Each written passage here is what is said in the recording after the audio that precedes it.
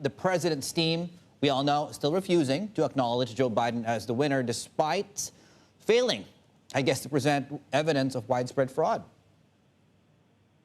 Yeah, no hard evidence has presented in any of these battleground states, and the Trump campaign has filed suit in at least 4 of them.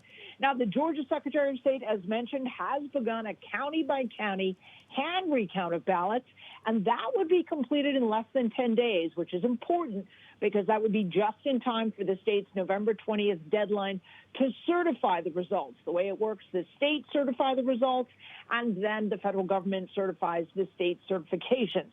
Now, President-elect Joe Biden currently leads by a slim margin of about 14,000 votes in the state, and it's a hotly contested state because it was traditionally Republican or red and was flipped Democratic or blue in this latest election. The recount, the Secretary of State points out, is a recount, audit, and canvass all in one, so technically it resolves all issues. Now, the Trump campaign has said Wednesday on a call with reporters that it had found widespread voting irregularities, but it cited little evidence. Earlier, it issued a list of 4 dead people in the state of Georgia whose names might have been on ballots. Now, moving over to Michigan, the Trump campaign filed another federal lawsuit there where Biden leads by a much wider margin, about 146,000 votes. The suit seeks to stop that state from certifying results, which are showing Biden to be the winner. Now, at least 2 prior Trump campaign lawsuits in the state contesting Michigan election results have already been rejected by judges. Again, not much evidence shown. Yeah, still no evidence of widespread fraud in terms of the count there. There is concern, though, that Trump could potentially upset the markets soon in his final days before that transition on January the 20th. What are the areas? Where are the risk areas then? Well, key risk areas, for instance, the China trade dispute, issues with China spanning commerce, technology, and even human rights have been cited as an area of concern.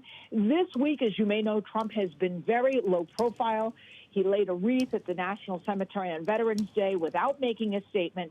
But it's widely acknowledged that as President-elect Joe Biden's win is certified, Trump will enter the so-called lame duck phase of his presidency, and he remains able to disrupt the markets. I mean, investors have only to look back to October and remember how a barrage of unilateral presidential actions really shook up stocks and bonds. That's when Trump tweeted out he had decided to halt stimulus talks.